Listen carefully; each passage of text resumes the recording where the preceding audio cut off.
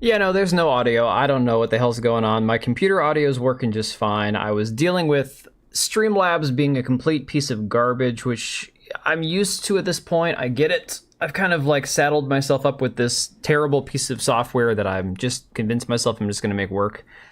And for some weird reason, my Stinger transitions, the audio's not working for one of them. I couldn't get the freaking built-in music player for Streamlabs to stop playing. I couldn't get it to skip tracks. It started freezing. So here we are 20 minutes later than I had even tried to start the stream. Dude, honestly, like, I thought for a minute, maybe I'll just turn this shit off and go to bed because I'm so done trying to do things and having my computer and Streamlabs and everything else do everything that they can to screw me over. It's like, do I even bother continuing the live stream, you know? I'm so freaking over it. I'm in such a bad mood now. I spent the last hour of free time that I had trying to get one video recorded, getting all my tabs brought up here, trying to get everything put together in a cohesive fashion. And here we are. I don't know, dude. I'm just so freaking over it right now. Of course, it's like the New Year's stream, right? So you want to recap everything that's been going on the previous year, and you want to talk about the highs and the lows. This right now, for me personally, is kind of a low, not gonna lie. Makes me wonder, like, moving forward, do I even continue trying to live stream? I don't know. I don't want to start this one off being kind of a downer. I'm just so sick and damn tired of having nothing but hitting my head against a wall every time I try to do it. And I've got all the software. I've got all the know-how and all the knowledge of how to do it. It's just I'm so freaking frustrated with I don't have the time to, like, I've been wanting to change transitions. I've been wanting to add, you know, little video scenes. All these people that have all the time to do this shit, I don't have time. I don't have time to refine my stream. Oh, sorry, I just had to get that off my chest. I'm just so pissed off right now. But hopefully you guys are having a better week than I'm having so far. I will tell you what, it's been a Monday. Both personally, with work, with family. It has been a Monday, no doubt. So hopefully we can end the night on a better note. I don't even want to like mess with my audio player. I was thinking, now that we have the live stream going again, that we could mess around with the music player and see if we can have some background audio. But honest to God, I don't think it's worth it. I think we're just gonna leave it alone. Oh, hey Kira. Yeah, 1,000 Men, I'm back. I'm just here bitching about Streamlabs and Windows. Yeah, so it wasn't just Streamlabs that screwed me over. Windows decided to do the same thing. And I didn't realize because I was on Moxie's stream last night doing her Star Trek table read. And I went back and watched part of the clip of it today at work. And I'm like, wow, my microphone is really quiet, right? Well, sure enough, I go in the background of what I'm working on here, and Windows decided to do an update. And so it had like reduced the sound of my microphone by like 70%. And it does this sporadically where all of a sudden I'll go to record a video, I'll go to listen to it back before I upload it, and I can't hear it, and half of it's sputtering and cutting out, and it's like, oh, Windows decided to F me over, so that's cool. No, Kira, I saw you getting into it with Alyssa Mercante. That was fun. That woman is completely deranged. Total lunatic. Never gonna change. Oh, yeah, no, last night was a lot of fun. I felt kind of dumb, not gonna lie, seeing as I think it was just me and Moxie that actually kind of dressed up for it, and I was gonna do the whole bowl cut friar tuck thing, and the wig I got was just complete garbage.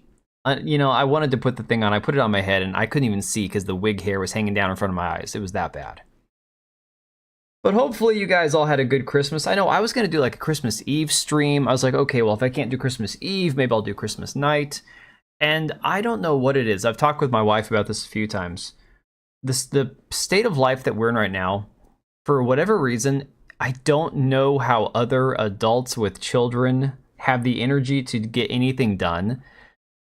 Yeah, Oblivion, I could have just let it go, but my Streamlabs was freezing. So you know Oblivion, I've talked about it before. If I go and use Pretzel Rocks, the stream music built into Streamlabs, if I use that app, half the time the music will freeze, the damn thing will glitch up, it'll not let me reduce the volume, won't let me stop or skip tracks, and it'll freeze all of Streamlabs, right? That's part of why I'm switched to Brave browser for tabs for like streams and videos, because the CPU usage is far, far less with Brave browser, way better than Google Chrome, for a lot of reasons. So I figured maybe that would help. But no, Streamlabs is still giving me shits. It's, I'm just, yeah, dude. And okay, so for example, here, let me show you real quick here. Liked? Absolutely not. I like hey, to be liked. 1,000 men. Enjoy being liked. I have to be liked. Dude, appreciate you, man. Thank you so much for becoming a member. Let me show you. So if we were going to go from the, you saw this Oblivion. If you go from the starting screen, right? So we're just going to be on the starting screen for a second here. I have it set with the stinger transition. It's like a 3.5 minute, 4-minute intro. It's supposed to go here and play background music before it goes into my like 3-minute intro. That all has volume. There's no volume right now, but my actual stream volume is fine. Like Streamlabs has audio in the background. I can put something on right now. I don't understand why of all nights tonight it decided to screw me over. But it just is what it is. Like legit nothing I can do about it. I'm sitting here frustrated, pounding my fists on the desk going, what am I going to do to fix this crap? And basically I just got to roll with it and just take what I can get, you know? We don't call it minimal effort for nothing. That's for damn sure. Oh, but thanks again, 1,000 men. You're awesome. Let's go ahead and dive into some of this stuff, guys. Let's go ahead and get over this miserable hump that I've kind of decided to try to roll over. And we will get a recap going of all the fun and terrifying stuff from this year. Let's go main screen on this one.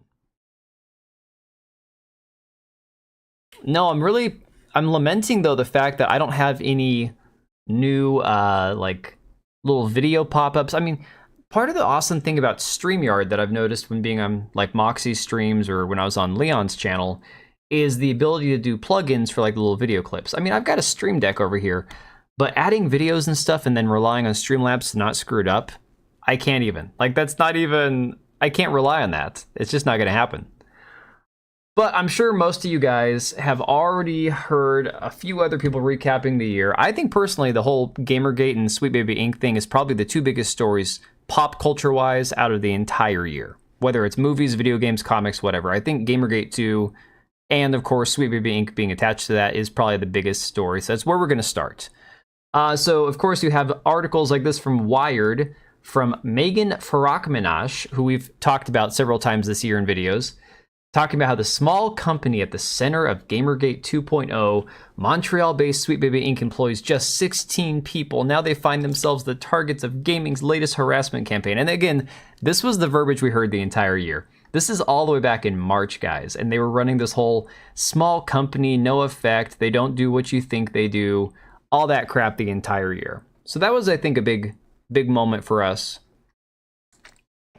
Both as a group of people being, you know, gamers collectively, and of course, pop culture as a whole, because I think it opened the eyes of a lot of people. And I've talked about this. Yellow Flash has talked about Sweet Baby Inc. prior to this year. I remember he started talking about them, I think, in 2023. I started looking at their website before this entire thing kicked off. I didn't really catch the whole the involvement of consulting companies at that point, but I started talking about them too, and then all of a sudden it just kind of hit everybody, you know? Yeah, PAL Group, SBI, Games for Diversity. Yeah, well, and attached to that too is a lot of those people like the TakeThis.org. The Melanin Gamers guys created the toxicity rating website where you can look at the toxicity rating of course, your, you know, games and all that shit. And it's like, yeah, these they're all adjacent to each other. That, of course, like I said, TakeThis.org. You see them talking about how they're responding to Gamergate 2 back on March 11th. If you're reading this, you've probably been hearing about what's now being called Gamergate 2. The funny thing is, none of us were calling it Gamergate 2. When people were talking about Gamergate 1 when all this was happening, I'm like, wait, what was Gamergate? Like, I had no idea. I legit had no clue about Gamergate. Didn't know that that's where Carl Benjamin started. I didn't realize that Adam Baldwin is who gave it the name. Like, legit, I had no knowledge of Gamergate when this year started. And it's been a very long year, I gotta say, starting from not having a clue about Gamergate 1 to living through the beginnings and, the heaviest pieces, the heaviest parts of Gamergate 2. It's been pretty interesting. I refused to call it Gamergate 2 for a while. At this point now, I've just kind of accepted it. Like, that's what they're going to call it, so it's all we can do is just kind of roll with it. But, yeah, like, it was a very eye-opening experience for myself as well. It's the latest targeted harassment. See, again, this is the verbiage that they were rolling out as early back in March. Targeted harassment. That's, of course, within the game industry, aimed at Sweet Baby Inc., a Montreal-based narrative development studio.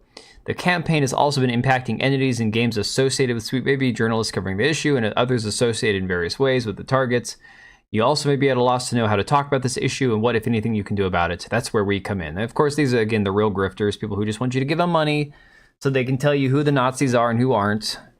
But yeah, so that's, a lot of what started this. And really, at the forefront of all this was, of course, at the time, I think it was called Sweet Baby Inc. Detected on Steam, Kabrutus's Steam curator page, which then morphed into DEI Detected and now his own website. And I gotta say, as far as websites go, it's not too shabby. I think he's done a lot of work, and of course he's got, I think, web hosts and stuff helping him with this. Great Star Trek read. What are we talking about? Oh, the tabletop read. I don't know. Kira, you should go back and watch the one we did last month. I think it was far superior. Leon was actually Picard the entire time, and then of course Sammy did Geordi, and Geordi had a lot more lines. Geordi had a lot more lines in that table read, but holy crap, it was good. Hey, Smegs. Yeah, it's all BS to cover the journal devs collusion. I am doing okay, Smeg. I am a little grumpy tonight. The stream started off really bad, really rocky, running out of time. Not enough time to get stuff done. Something that I'm not going to be able to remedy anytime soon, unfortunately.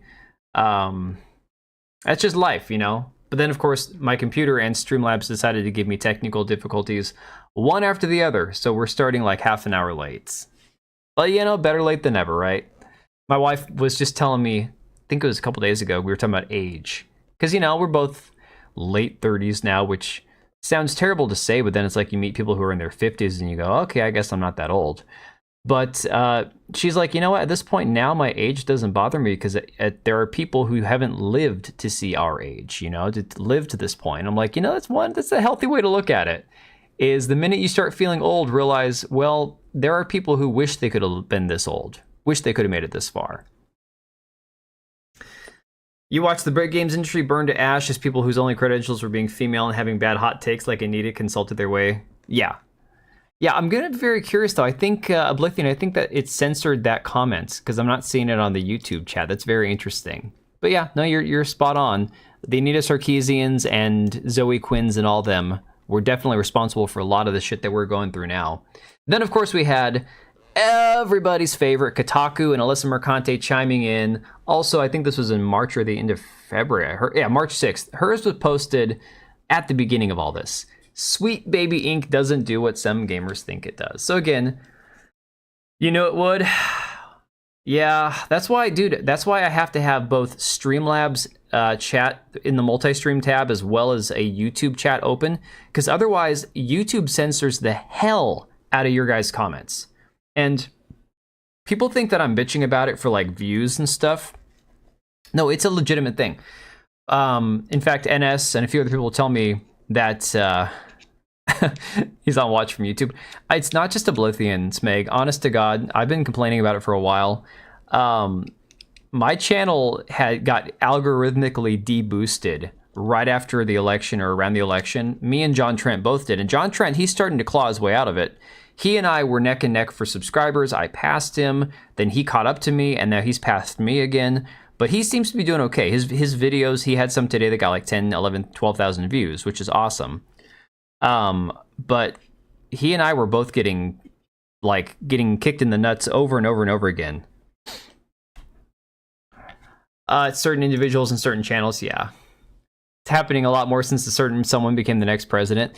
Yeah, it's very weird. And, Smeg, the thing about it is, too, a lot of people, okay, this whole Twitter thing. This is, yeah. Hey, Matt Adam. Shadow ban hard. Yeah. It's unfortunate, and it's like I can talk about it or...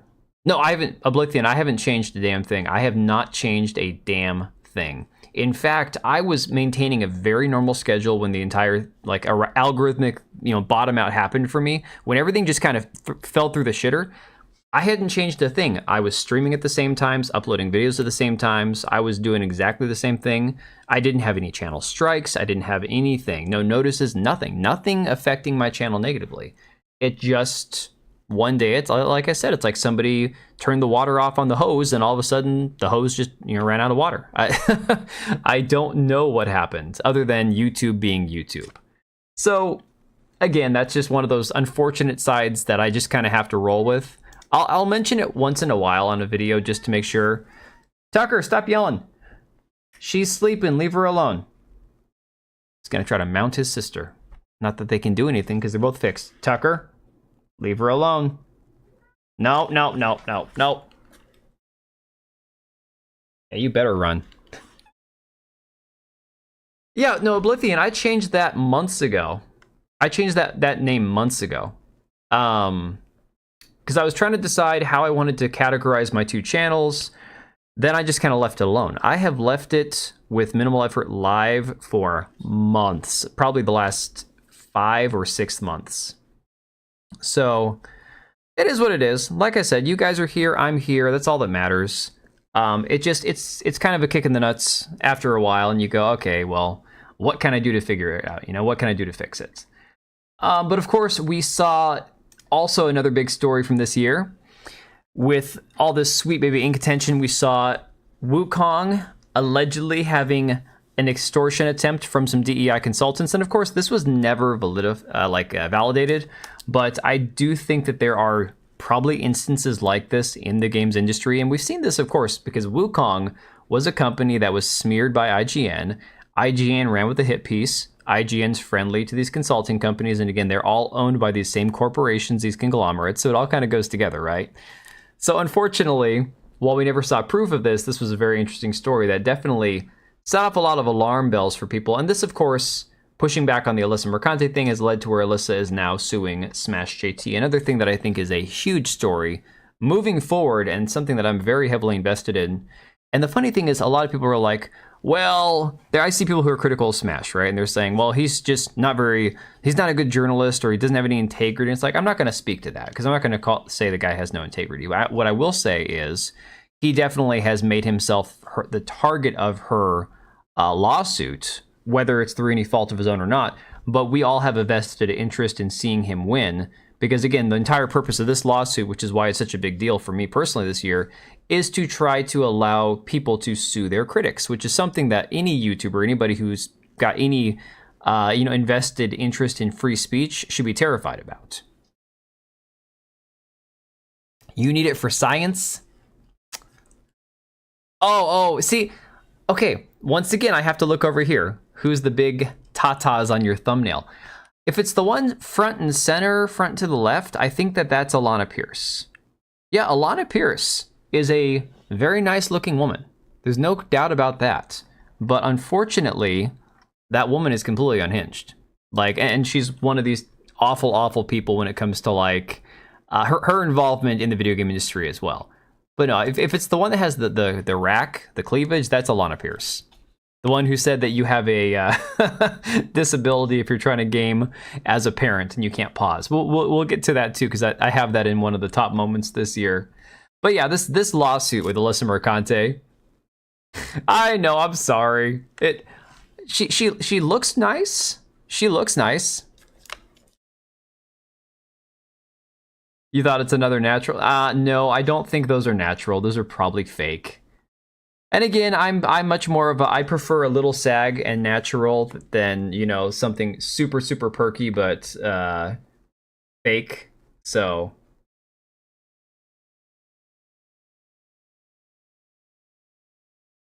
what did Wagon Burner say? Oh yeah. No, I just saw that the new Blade Runner is going to have that Hunter Schafer actor in it. I'm like, so they're going for a cyberpunk thing where they got, dicks with chicks or chicks with dicks or whatever. How old is Alyssa? Alyssa is mid-30s.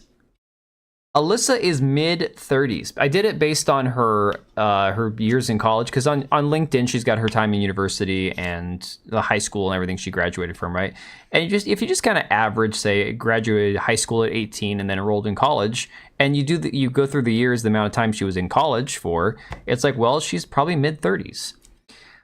So the reality is, people like Alyssa shouldn't be throwing stones at anybody over their age, seeing as she's getting close to 40. Yeah, let's go. She's getting up there. And I say again, as somebody who's 38, age is just a number. But if you are single, living like a 20-year-old, chasing fame on Twitch or TikTok, and acting like, you're going to judge people for their age, don't be throwing stones. That's all I have to say with Alyssa. It's like, time comes for us all, She doesn't care about her reputation. I know she doesn't. So this, of course, is something that we're going to be watching in 2025. Again, I got to talk to Smash and see if he's got any idea with him and Ron Coleman what the time frame on this looks like. It's going to be a nothing burger, and she continues to spurg out all over Twitch, all over Twitter, constantly, but, it is what it is. So something that was huge that actually happened, I want to say prior to all the Gamergate stuff kicking off, because I remember I did a video before my video about Sweet Baby Inc. talking about Skull and Bones. This game is really, I think, what the biggest, probably the least talked about story this year when it really, really matters, Hitting the wall, going crazy woman mode. Oh, yeah. No, see, I say that as somebody, as a man who's in his late 30s. Age is just a number until you're dead. So she filed her paperwork with the court. Now I think they're in that where they're going to have the lawyers talk and see if they want it to go to trial, kind of go into discovery and everything else. Personally, I think a judge will throw it out, but they don't have a court date or anything yet. It's going to have to be in either New York or California, both which have anti-slap laws. So again, I don't know what she's thinking. But yeah, so Skull and Bones was already a flop. We knew that at the beginning of the year. A lot of people were complaining about it. A lot of people said the game sucked. They tried to do this thing where you could play the first 8 hours of the game. I remember doing articles on this, where you could play the first 8 hours of the game for free. Nobody wanted to play it. And then it came out that the game cost upwards of $650 million. This is really the first nail in the coffin this year for Ubisoft. Before the Assassin's Creed crap, before they shut down X-Defiant, before anything else, this was really what got them going. Did you see Tekla, her lawyer? Okay, so her law firm. I don't want to get into too much because it's not really relevant right now, but her law firm is basically a bunch of feminists, civil rights activists, anti-police activists, trans activists, LGBT activists. That's all they are. One of her lawyers has who's a trans person, has the worst rating on these websites where you go and rate your lawyer. I don't know what the rating website itself is for legal shit, but apparently the person had an emotional outburst in court, didn't show up, wasn't prepared, got a bunch of 1-star reviews from people. It's absolutely insane. Yeah, this was Ubisoft's first big title this year. You had Star Wars Outlaws, which came out afterwards, Assassin's Creed Shadows, which was also supposed to come out, and this was their big quadruple A game, right? That was the craziest thing. Again, the lineup for this year for Ubisoft, this was supposed to be Ubisoft's year. They were looking at the Game Awards thinking, oh my god, we're going to have 3 contenders in the bag. We're going to be up for all the awards. Skull and Bones didn't even get nominated for a single award. And this game cost $650 million plus, allegedly. So again, pretty crazy shit. I'm sorry for everything going white, guys. Unfortunately, I closed my browsers so I could restart my computer, which didn't even fix the problem. And so now it has to reload everything as I go tab to tab. So then, of course, in gaming fails, they got $1.4 billion in debt. Well, they're in the process of a hostile takeover from Tencent. And again, they're just trying to figure out how in God's name to stave off, the attack from Tencent. Oh, we'll get to Trump. Don't worry. Then you had Dragon Age Veilguard, another one which is probably in the top 10 biggest bombs of the year, biggest flops. A game that was completely a self-insert by the people who made it. Corinne Bush, They brought in Laura Kate Dale as their accessibility consultant, another person who has destroyed studios and games with his involvement. And of course, decided to make everything about this game gay and non-binary, and nobody's even playing it anymore. That's millions and millions and millions and millions and millions, as Trump would say. Does he do that? I know he does the thing where everything is like the best and the most beautiful wall and then huge and everything's like with the hands and stuff. I didn't catch that he says millions and millions and millions. To be fair though, I was never like a big Trump speech guy. I would always like watch like the clips or the highlights or see like I love the mean tweets that Trump did. I was never so big into like watching him speak. I was never enamored with them the way a lot of other people were as an orator. It's just, you know, for me personally, I liked the memes. I liked I liked the mean tweets and shit. AAA therapy simulator from BioWare. Yeah. Well, okay, so I've got a video I'm putting out in the morning. It's going to be complete shit because I rushed through it. But there's a new game, a game that came out this year that's just like Dustborn, just like that Thirsty Suitors game. Master of the TDS covered it on his channel today on Gothic Therapy. And it is a reality dating game where you are the cameraman, producer type character, and your job is to basically film as many of these hideous looking characters doing whatever outrageous stuff they're doing. Try to like, I don't know, they've got this weird fixation with you filming their butts or something. It's complete weird shit, right? And this is a Sweet Baby Inc. associated game. And it's like, why is it that all these games are all about like their own personal issues? It's all like a therapy session. It's like that they play these games again to see themselves represented because they're complete narcissists. But it's like their own therapy session. It's the weirdest freaking thing. It's like they're living their lives through a video game because their real lives are complete and utter dog shit. Which again, video games are supposed to be for escapism. But they're seeing themselves in the game, but then it's like the idealized version of themselves. It's not like us who go, well, my life is really boring, but I can play a big badass warrior and kill monsters. No, they want to play themselves, but just better. It's the strangest thing.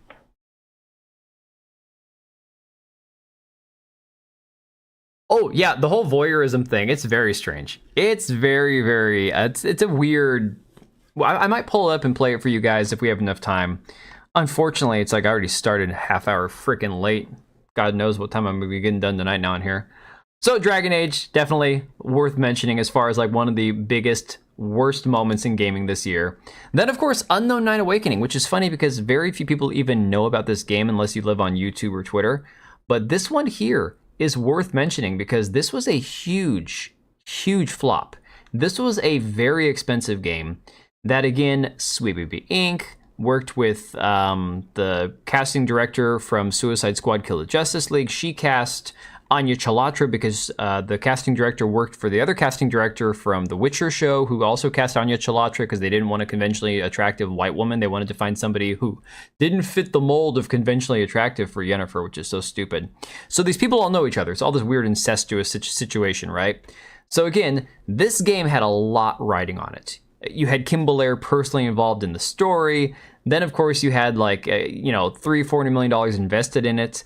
And the gameplay was shit. The game was shit. The story was shit. Nobody wanted it. Nobody wanted to play it.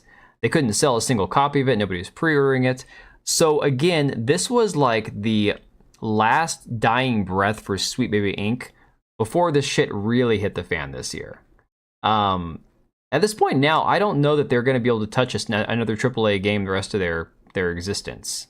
They're probably going to have to completely rebrand because that name is so toxic, it's not even funny. Oh, dude, all you got to do is Google 2024 flops, and the list, it just, there's some that we're not even going to get to, okay? There are so freaking many. Now, of course, you got Suicide Squad. This one here wasn't the most expensive, but it definitely was one of the worst. Yeah, I mean, Anya, okay, so here's the thing about Anya Chalotra. I've said this before. I think she's a very beautiful woman. I think she's unconventionally attractive, though. I think that she has a very different look, not just because she's half English and half Indian, but she's got a very different look. It's almost like a strange attractiveness that she's got, right? But Yennefer is supposed to be the most beautiful woman in existence. So the casting director for The Witcher, a part of the reason that the show was so strange with the decisions they made with who they were casting for what roles and all the diversity and all that stuff, the casting director wanted to have a heavy-handed, approach when it came to diversity in the show. She didn't want just white people, just Polish-looking people. She wanted a smattering of like a smorgasbord of diverse people. Then, of course, you have the casting of Anya Chalotra, who it's not that she's not attractive, it's that she's unconventionally attractive. So The Witcher's casting director actually said, we want to change the definition of beauty. We want to change the perception of what's beautiful and what's not. Rather than saying, well, Yennefer is supposed to be the most beautiful creature in existence, we got to cast the hottest babe ever. Like, get a Kate Beckinsale or something for this character, right? We need something who's just like a 10 out of 10. No, we're going to cast the unconventionally attractive woman, you know?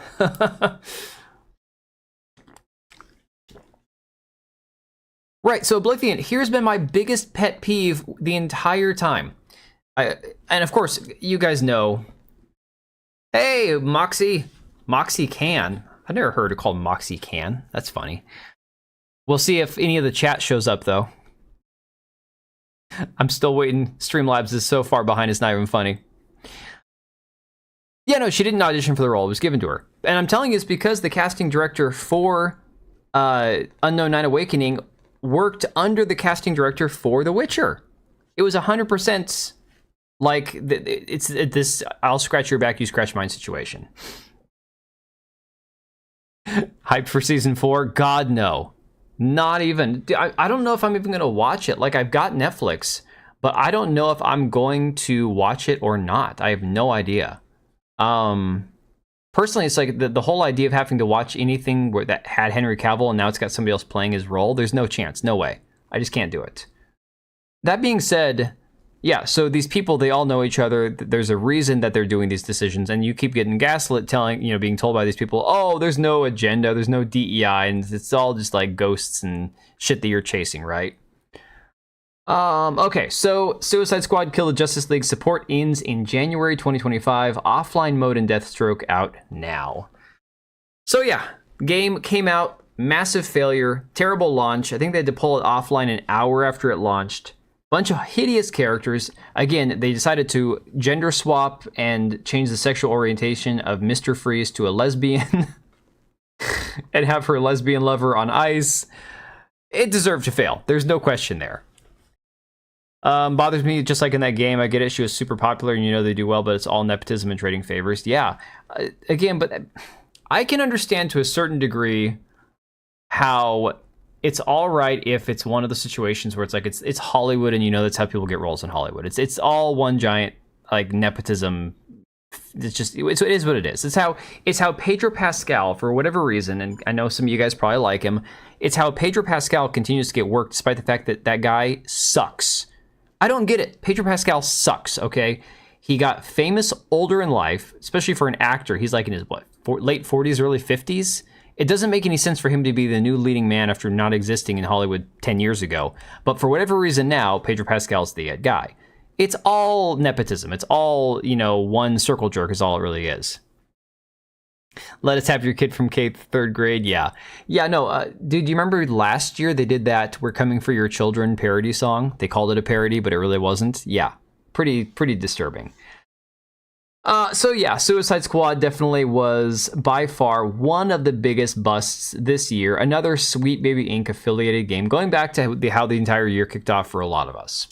Then, of course, we have Assassin's Creed Shadows getting delayed.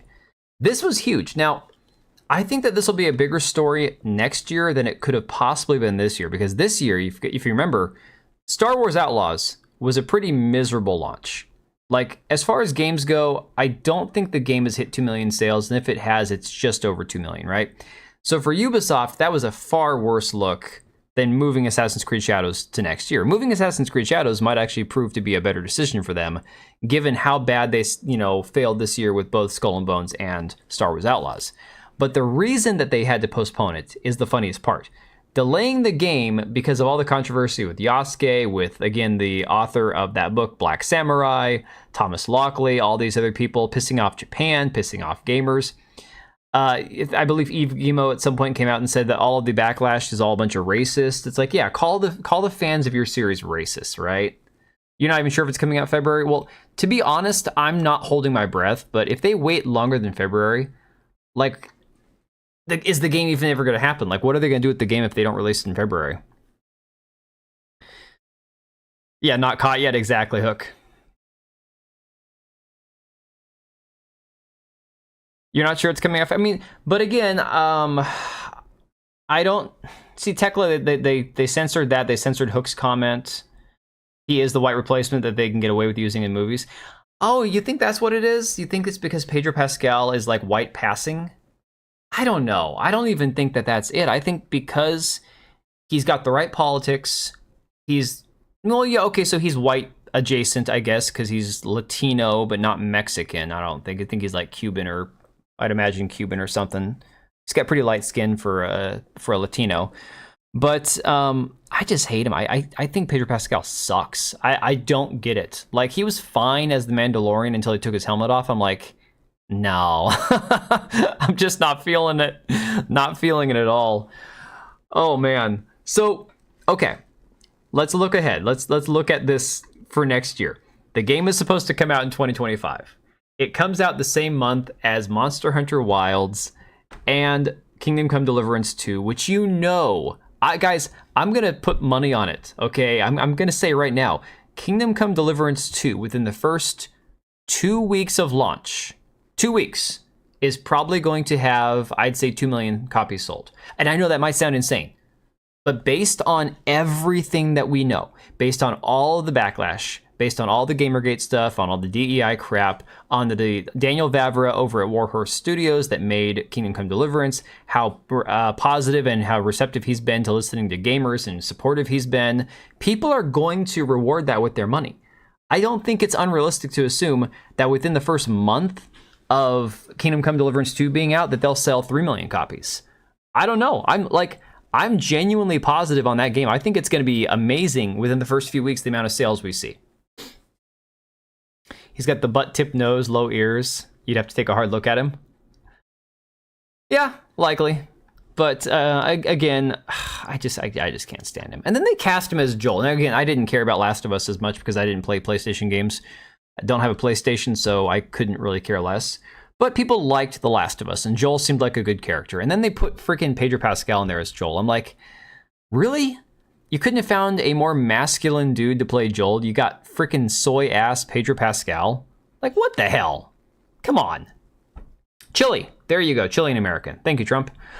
He throws a few signals, but not the 5 total points. Okay. Yeah, Tyler, I already pre-ordered Kingdom Come Deliverance 2 as well. I know everybody says don't pre-order. I did, because personally, I think Daniel Vavra and Warhorse have earned our trust. Well, yeah, now we're going to get into country versus race versus... Dude, the whole Twitter discourse right now, where it's nationality versus ethnicity, I'm so freaking sick of it. I'm so sick and tired of being told that Americans can't have a nationality. I know we don't have an American ethnicity, although we are English culture. That is where we get a lot of our culture and values from, is from England. I get that we don't have an American ethnicity. But like this whole conversation where people are saying, well, you know, America's an idea, it's not a nationality. I'm like, bullshit, it's not. Okay, you can try that all you want. Good luck with that.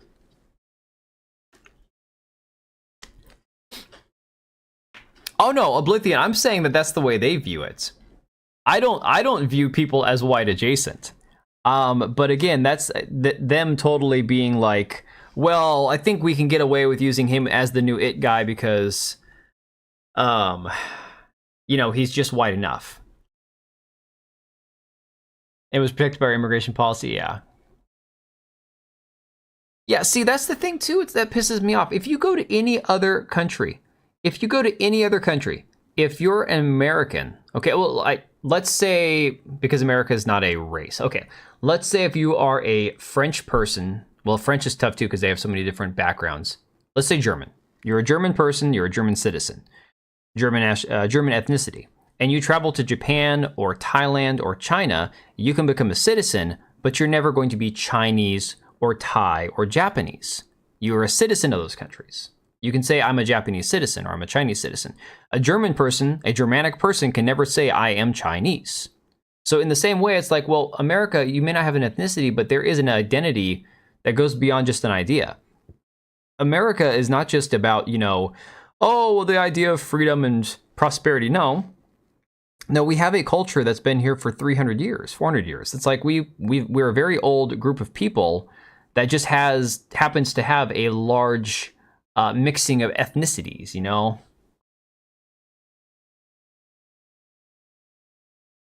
You're Americans, I'm Australian, it's a shit talking point, yeah.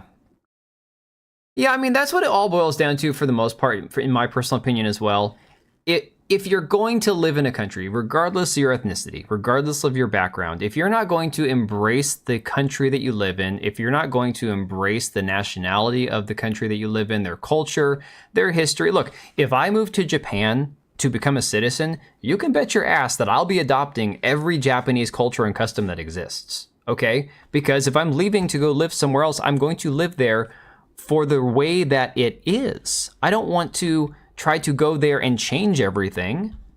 So unfortunately, I think going back to Assassin's Creed Shadows, that's a big problem that we've seen with a lot of this is Japanese people going, wait a second, you're trying to respect and teach people Japanese history and culture, but you're doing it wrong. You're trying to replace it with a fictional story about a person who may or may not have existed, who had zero significance in Japan's history. And again, these are outsiders. These are French people, French company telling them this. India for Indians, Africa for Africans. Well, India is tougher too, because for a while I didn't realize that India wasn't all Indians, like Indian nationality, but India is also, I guess, Pajeets versus there's different ethnicities and stuff at play. So, I mean, like I said, with French, it's a very hard thing to pin down. There's a lot of ambiguity when it comes to certain ethnicities. It's a very touchy subject for a lot of people. I'm just sick and tired of people being told, no, Americans don't have a nationality. I'm like, conversation over. I'm done. Don't even try to continue the conversation at this point. Now, another Ubisoft bomb this year. This is a game that, to be honest, I don't know why it was made. You guys know that Escape from Tarkov is like, yeah, they're not like him. It's different, obviously. Well, I think, I don't know. I can't speak for the fact because I haven't been to India. But I would imagine, based on what you hear, especially like on the border and stuff in India, I think there's a lot more cultural or ethnic bad blood or hatred, more than there even is in America, between ethnicities. You won't find Mr. T as president. Oh. No, but Blithian, I think if you are going to move to a country, sure, it's one thing to say, well, I'm not gonna, rock the boat or anything. But if you're gonna make the effort to move to another place with an entirely different history and nationality and background, you should be willing to assimilate. And assimilation does require a certain amount of respect for the culture and customs that you move to. You only heard about it? Dude, Tekla, exactly. This is a game that So, like I was talking about Escape from Tarkov. Escape from Tarkov is that game that it's the extraction shooter, right? Escape from Tarkov, we all know that it's full of cheaters, hackers. Battlestate game sucks. Everything bad with the game, but for whatever reason, it's still, Escape from Tarkov is still like the peak of looter shooter or extraction shooters, not looter shooters. And of course, other games have tried to like be a clone of that, and it hasn't worked out so well. So, X-Defiant was marketed like the Call of Duty killer. Just like other games have tried to be the Tarkov killer, X-Defiant was the Call of Duty killer. We're going to destroy Call of Duty with this game. Just wait and see. Come play this game. For the life of me, I never once thought to download this game. Okay, sorry, no, one time. So I remember when this game first was having like beta testing or something, or there was early access for it or whatever. There was an opportunity at some point where I could have downloaded it. I think I missed the window. Just like that Crossfire game that came out, I think a year or two ago, and it completely fell off the map. I looked at it and I was like, I was burned out on playing Call of Duty. I don't touch Call of Duty anymore. Why would I play this? Why would I play a cheaper, inferior, knockoff version of Call of Duty instead of just playing Call of Duty? It's just so asinine. Looks like diversity is slopped just from this image. Yeah. Yeah. It's unfortunate because I don't know. It's Ubisoft, so you know what they're thinking. Is it just me, guys? Am I just old? Is this my old man coming out, my old boomer moment? If I'm playing a game with combat, let me drop it back one. Here we go. With combat, shooting, guns, explosions, all that good stuff, all the stuff that makes any sort of first-person shooter good. Is this what you want to see in the game? Do you want to see all this Fortnite-looking crap running around in the game that you're playing like military operatives? I think maybe that's just like my old way of looking at it, because I'm like, I want everything to be like military and serious. That's why I like games like Insurgency. It's why I like games like Hell Let Loose. Starship Troopers Extermination is freaking awesome. Great game. Very, very simple cosmetics. Aesthetics are very, very pleasing. Nothing super over the top. They just want to be Overwatch. But see, it's okay if Marvel Rivals is over the top with the way the costumes look, because they're superheroes. You know? Yeah, I think it's... And Jonas Campbell over at That Park Place, I've given him crap before because he plays Fortnite with his kids, and I got no problem with that. My kids like Apex Legends, and I have to play with them, and I hate that game now.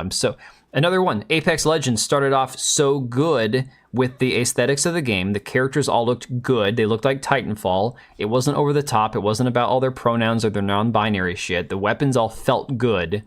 And then they started changing everything. And Apex Legends now is not what it was 4 years ago. And I think it's far, far worse than it was. But, you know, my kids will still play that. But I'll be giving Jonas shit over playing Fortnite with his kids. And I've said many times, I think what happened in the video game industry with the way a lot of these games look, a lot of the skins, a lot of the cosmetics, is the Fortniteification of the video game industry. It's not just, oh, well, loot boxes or microtransactions. They think that for whatever reason, aesthetically, this is what everybody wants. Look at Call of Duty with their freaking unicorn finishing move, where you summon this unicorn and it kicks the person you're killing across the map or some crap like that. I'm like, is this what people really want? I have such a hard time believing this, you know? The guy on the front has shoelaces undone. He's going to trip over while running. Oh, you're not even kidding. Yeah, that boot right there. That's, yeah, it's not even tied. Tyler, YouTube censored that comment as well. Jesus, I'm so sick of YouTube, guys. I'm so tired of YouTube censoring everything you guys write. Tyler says, absolutely not. I just want some big, strong-looking dude who looks like they can kill shit before breakfast. Yeah, that's all we want. I don't understand how it's so hard. Okay, Ubisoft recently came out and said, basically, you know, we're trying to figure out what gamers are asking for. We're trying to figure out what gamers want. It's really not hard.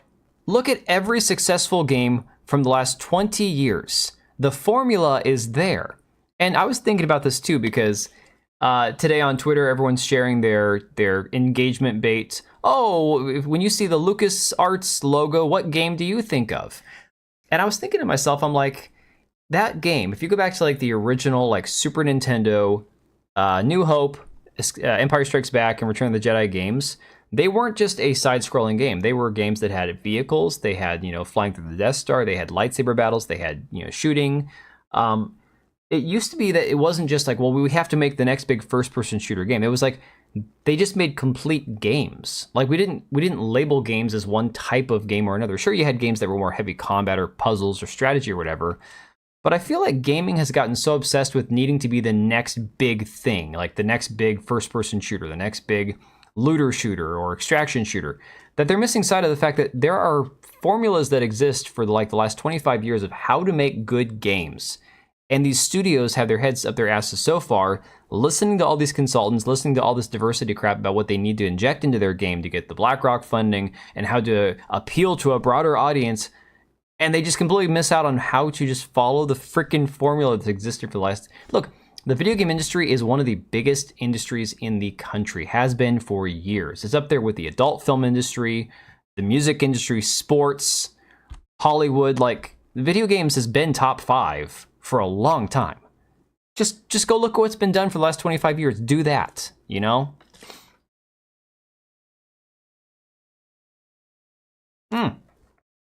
Unicorn fart finisher, I'm not kidding. 100%. We tell them we want, they're going to think about we want 8 years, 10. Yeah. No, that's the thing. And Alan, they're always trying to figure out how to do the next big thing, and it takes forever. The one thing I will say, a lot of the games media tried to give Concord a pass by saying, you know, the problem with Concord was that these 8 to 10 year development cycles are just killing these games. Okay, so stop taking 10 years to make a game. And I know it's easy for me to say, well, develop it faster. No.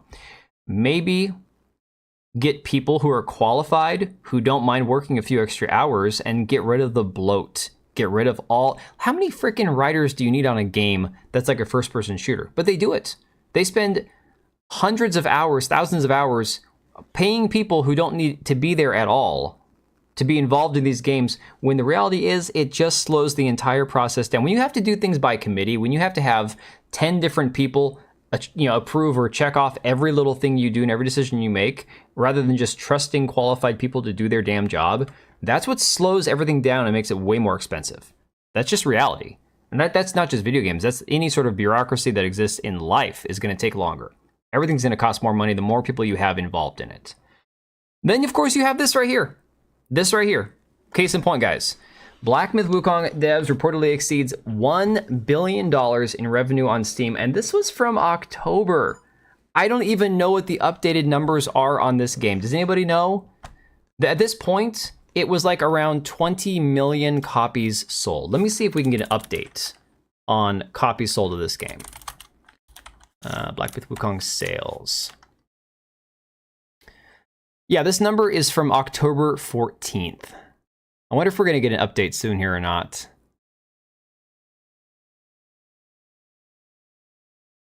Yeah, the game cost around $43 million to make. Holy crap. Well, it's like Palworld, guys. It's exactly the same situation as Palworld, where you had this game. Now, Palworld, I will say, was a little bit more shady due to the fact that they ripped off Pokemon, and they weren't exactly like as ethical, I'll say, as Game Science was creating a game from scratch.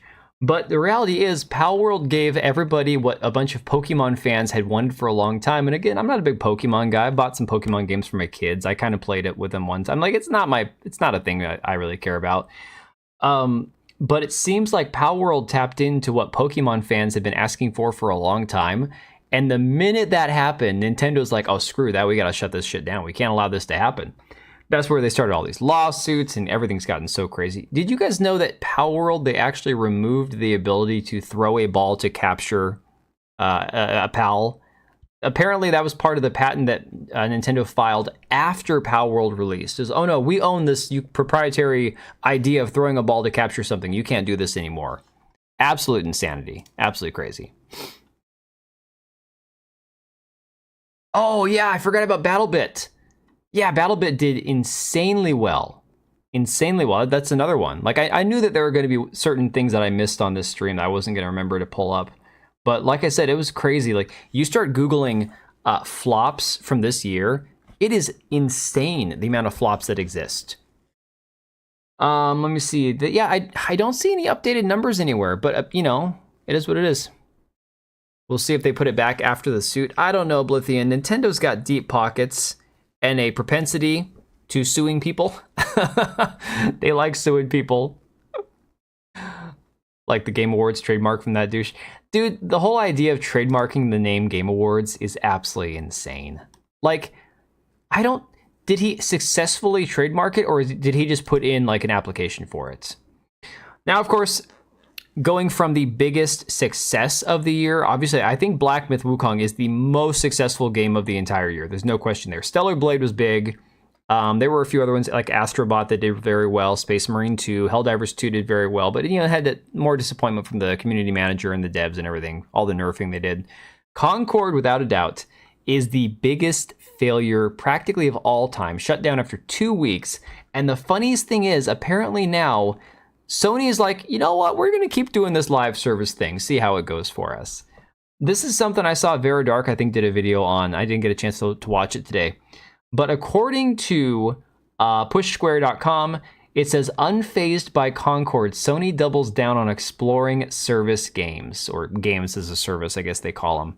It's funny that games as a service stands for gas, which is like all these guys are is full of hot air. Of all the wild stories that crossed our desk in 2024, Concord's chaotic launch and subsequent removal from history after just 2 weeks stands out. No shit, Sherlock. We may never know how much money Firewalk Studios and Sony ultimately sunk into the project. The days of a first-party multiplayer release expecting an inbuilt audience from the jump should be firmly behind us. Well, this goes back to, again, guys, the same thing we talked about. They wanted to say, well, the game took too long to make. It was 8 to 10 years of development. That's just too long. Okay. If it was 8 to 10 years of development, but people were excited about it and people were interested in the characters, then at least they'd have something to look forward to. Look, that game, I covered it on my channel months and months ago. I feel like at the very beginning of the year. It was the most wishlisted game on Steam. It was a survival zombie PvP PvE type game like Tarkov, right? Was it the day? Not. It might have been Day After Tomorrow. I can't remember the name of the game. The game came out and it was a complete rug pull. It was a scam.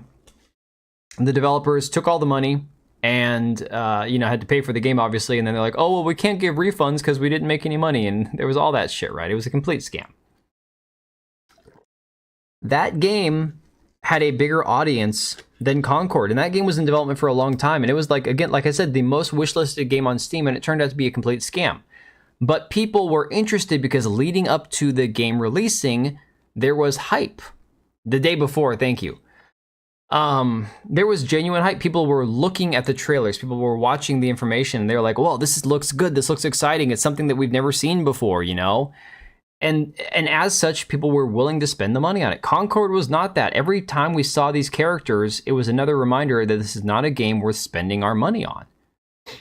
In an interview with Famitsu, CEO Herman Holst addressed the room, if not the elephant conspicuously in it.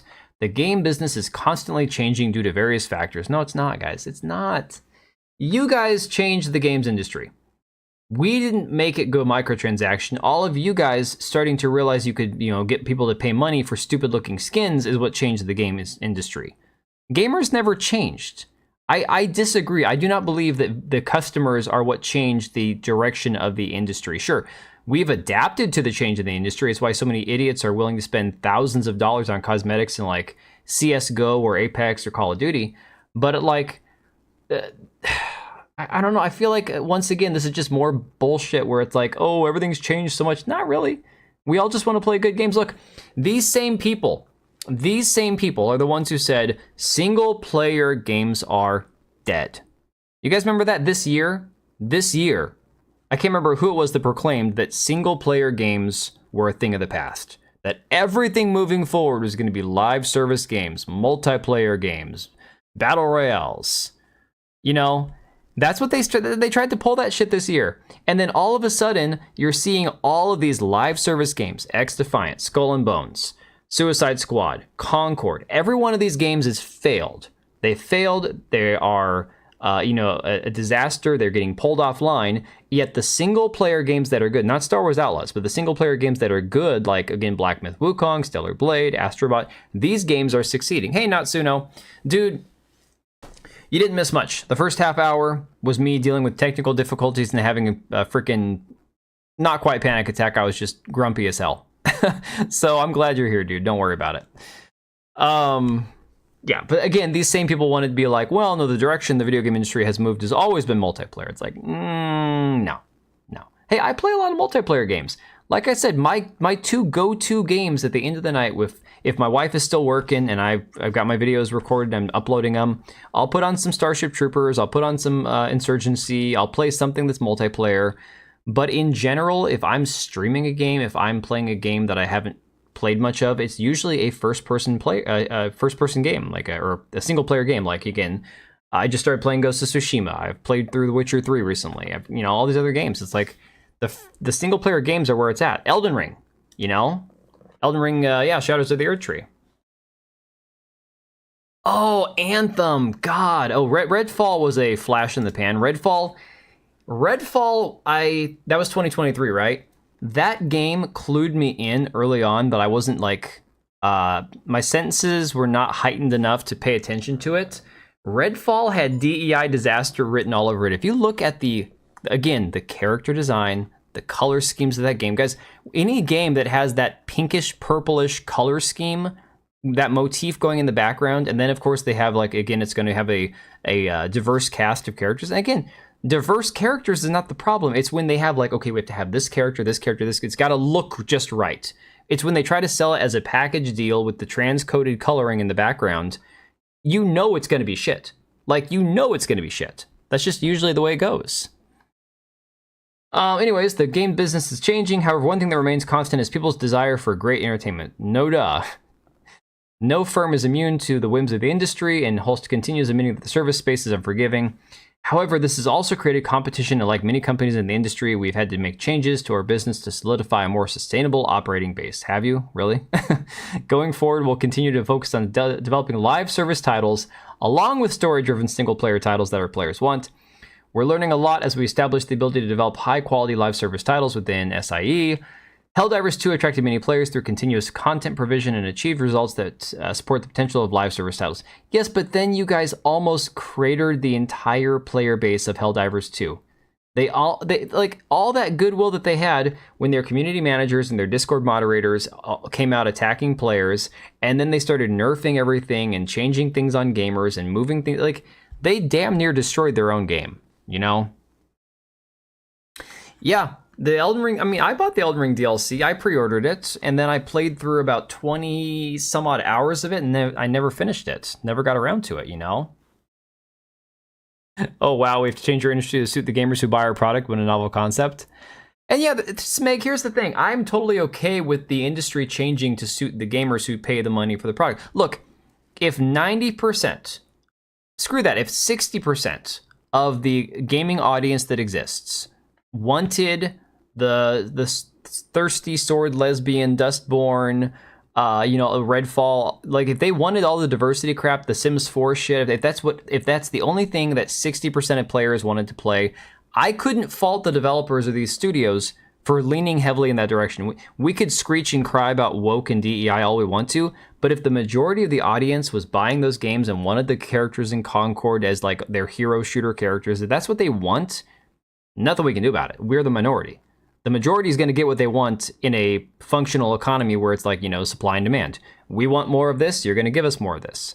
So in reality, I'm okay with the industry changing for the consumer base. What I don't like is the industry trying to trick consumers into telling them what they want and then saying, well, things keep changing on us and we're just trying to adapt. You guys are the ones changing the rules, okay? No video game player, no person, maybe one or two of you guys, I never in my wildest dreams as a kid imagined, what would be great? Not having to pay for a video game, but then having to pay $10 a month or $15 a month for the right to have different cosmetics in the game. You know what I like? I like buying a game and having all the cosmetics built in. I maybe I'm just old. I don't know. The only game series that has purple and that's not woke or LGBT is Neptunia game. Well, it could also be an older game. I'm not sure if that one's newer or not. I've never played it. You think they were fooled into believing it? That's very possible. So, I'm going to give you guys a little bit of insight now that the studio's closed down. I'm not revealing anything that's going to get anybody in trouble. I talked to somebody who was a developer at Deck 9, the ones that made Life is Strange Double Exposure, okay? So that's around the time I did my video on it. So I was talking to him. I had inside information, and I was reading the Kotaku article that they did attacking Deck 9, and I was also wasn't just Kotaku, it was IGN as well. Rebecca Valentine again was the one writing this massive hit piece on Deck 9 Games as this terrible company that never should have been allowed to have the Life is Strange games be part of their library because they're anti-trans and they're not progressive enough. That was the entire gist of the article from IGN, right? And I didn't play Life is Strange because I'm not into these walking simulator. Like Hellblade was bad enough. I loved the first game, but it was a walking simulator through and through. So those aren't usually my kind of games. So the Life is Strange series was already progressive. It went to Deck 9 Games, and then all of a sudden they got some resistance because not everybody at Deck 9 was a bunch of like lunatic activists. So the person I spoke to was like, here's the thing. Most of us here at the studio are just doing our jobs, just trying to make a good game. The problem is there's a few people who were brought in that were talking to like the people at the very top of the company, the CEO and everyone else, And to these people who are just, managing the company, running the company, it sounds all well and good to say, we should be more diverse, we should be inclusive. And to them, they go, oh, that sounds good. That sounds nice. And they don't realize what it really entails. So these people, I'm not going to say that they get tricked or duped into it, but they basically get sold a bill of goods saying, well, diversity and inclusion just means that we're going to try to make the game sell to more people. We're trying to make it, reach out to a bigger audience. And you tell a CEO of a company, we want to sell a game to more people, the CEO is going to say, great, let's do it. More customers, more money. So he basically chalked it up to, he thinks that unfortunately a lot of these companies, the people on the higher up, aren't paying attention or don't realize the effect this is truly having on the product that the studios are putting out. And you can see it now because Life is Strange Double Exposure failed, and the studio shut down. And this guy I talked to, he's one of many who lost their jobs at Deck 9 Games. And it sucks. But unfortunately, when these studios shut down because of the shit that they decided to pander to and the crap that they get mixed up in with all the DEI initiatives and stuff, the good guys lose their job with the bad. And there's nothing you can do about it. And it's like, unfortunately, these bad studios, these bad games have to fail in order for the video game industry to correct itself, Yeah, well, Hook, that's what happens. Because the people at the very top aren't paying attention, the studio shut down. And it was inevitable. It was one of those things where it's like, there's only so much you can do. You can only try to bring attention to it so much if the people in charge of making the decisions are that unaware of what's going on in the industry, or that unaware of what's going to happen in the long run because of the involvement of these consultants, then their studios deserves to get shut down. And it sucks. It sucks for the good people who are just trying to put their nose to the grindstone and do their job and write the code and all that other kind of crap. But what can you do, And so, yeah, I think that that's a big piece of this year is moving forward. Let's see which studios are actually going to be paying attention to what's profitable and what's not. Because unfortunately, most of these people, I mean, look at what we got going on with freaking Witcher 4, right? And I'm on record saying, I think Witcher 4, the idea of making it Ciri as the lead character after Witcher 3 is fine. I wish it wasn't the Witcher 4. I wish it was a separate Witcher game, or separate Witcher adjacent game,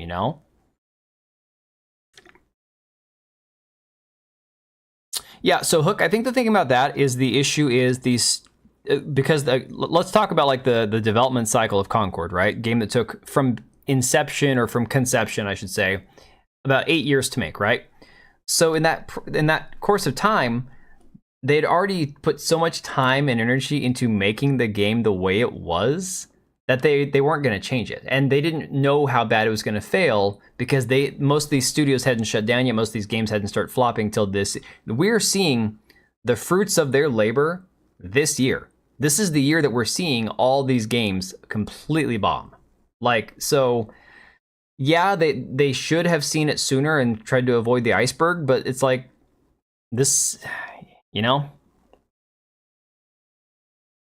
I did miss you, NS. How you been, buddy? Dude, you should have seen us at the beginning of the stream. It was an absolute shit show. I can't get half the stuff on Streamlabs to work. My microphone muted itself practically. Windows ran an update. I had to end the stream and restart it. Everything's just a mess. It is hard to see that, Smeg, but unfortunately, what can you do? I felt bad for this dude, and I'm hoping he bounces back because I know he's a legitimately good dude. But his company sucked, and they screwed him. They screwed everybody else that was not insane by hiring these people. That person that consulted on Dragon Age Velgard, Laura Kate Dale, that trans woman, so biological man, that made sure to put in the accessibility options, because accessibility doesn't mean, blind and hearing impaired. It's about, not being triggered by some trigger warning in the game. That person put trigger warnings in Life is Strange Double Exposure, so if a trigger warning pops up, if there's going to be, this is going to be rough because it's got, misogyny or some shit like that. It's like, oh my god. Of course, a man pretending to be a woman would care about misogyny, right? Will this new narrative appeal to the existing player base? David, that is a good question. And that's the question they have not been asking, Why are they not asking that? That's why I said, so you can look at the situation with the fact that basically the biggest games right now, biggest games year after year. As much as I can't stand it, Fortnite is probably the biggest game year in and year out. Has the most concurrent people playing it. Why? I don't know. I played Fortnite 5 years ago on my kid's Nintendo. I was like, it doesn't suck, but I just don't have any interest in it.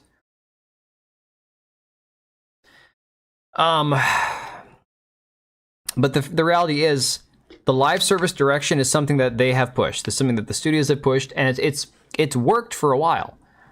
The problem is it doesn't work with everything, and the fact that they're trying to beat a dead horse at this point, I think with the live service crap, is really what the issue is. Then you add into it all the narrative consulting crap, and it's even worse. Witcher book nerds are on the offense, yet I wonder how many of 50 million players read the books. Yeah, I'm not, like I said, I'm not a book guy. I haven't read the Witcher books yet. But for me personally, the situation is I think it would have been a lot more interesting for Ciri to have a spin-off where she's traveling between worlds and time, fighting monsters with her powers. Not so much trying to pretend to be like Geralt, you know? That would have been a lot more interesting. Like Mass Effect Andromeda, at least they didn't try to play it off as a sequel rather than a tangent. Dude, I don't even, like, I'm glad at this point that even though I've had Mass Effect Legendary Edition both on Game Pass, and I've got like 3 different free copies of it I've got like over the last 2 years, I have yet to play it. And if I don't, just like God of War, if I don't play it, then I'm not going to be disappointed by the future ones. So I don't have any like, I mean, Halo, like, I played every Halo game up until, no, actually, I take it back, I've played every single one. So I'm massively disappointed with the way Halo's gone. But like with God of War and Mass Effect, I'm not missing anything because I never played them. So anything is like, it's whatever.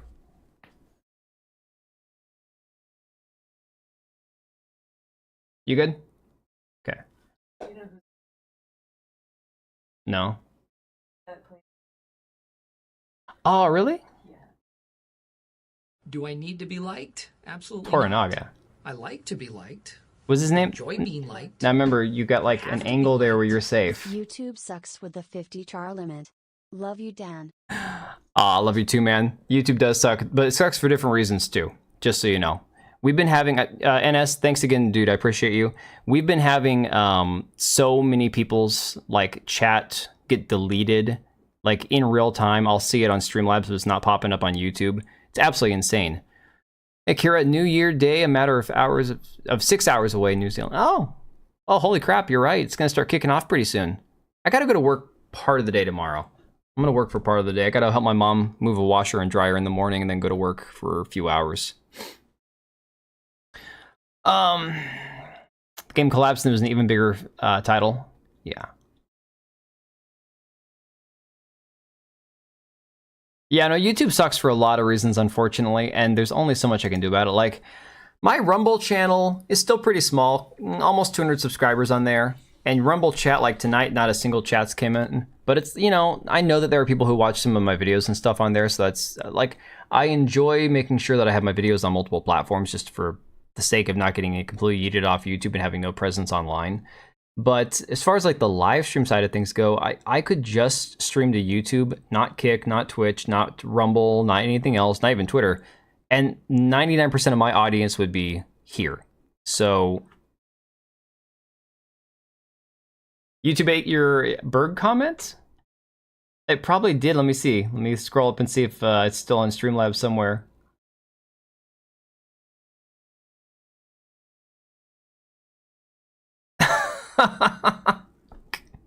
You're right, it did. Oh my god. Dude, it edited the word Berg. Holy crap. Dude, okay. Alright, so... do I start off by saying I'm not racist? Because I know I probably sound a little racist at times on Twitter. But I genuinely am not racist. I don't hate anybody for their ethnicity or skin color. But this whole H1B thing has got me really pissed off because... Again, this whole idea of nationality versus ethnicity, and it's a whole nother thing I've just been pissed about. But I made a comment today because somebody shared a picture of some Indian guy who was being racist towards white people. And I said that Pajit's got a gigantic noggin. In those exact words, Pajit is not a slur. Noggin is not a slur. So it's a word for head. And gigantic is just an adjective. So I said that exact phrase. And instantly, it got struck down on Twitter as hate speech or whatever, or had visibility limited. I'm like, what the hell? Like, I said that Pajit's got a gigantic noggin. That was it, because the guy's got like a what's the character, the cartoon character with the giant brain, like Pinky in the Brain almost, but not Pinky in the Brain. It's a character with a gigantic bloated head because the guy like a huge brain or whatever. And that's all it looked like. The guy had a gigantic head, and it instantly struck down my reply. You are, they made you. Well, Hook, I saw that. Bergsteinovitz, I saw that one.